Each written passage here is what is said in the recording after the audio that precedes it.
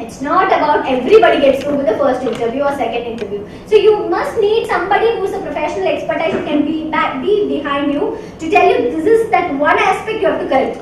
Maybe nothing as such, they would have gone late to the interview. And the HR would immediately reject. They would not even put you through. They will take the interview, you would have done perfectly well, but they'll think you don't have an attitude towards timing.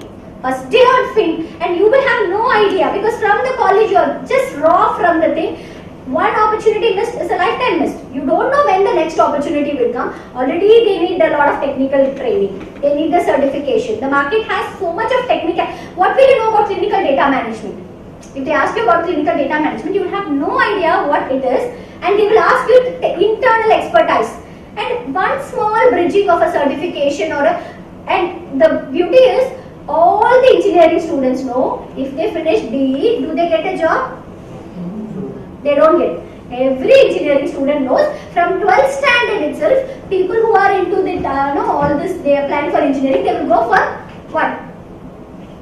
What they will go for? Aptitude training. What training? Not only aptitude. Nobody goes for an aptitude training. They go for a computer training, right? Everybody knows they have to know one language.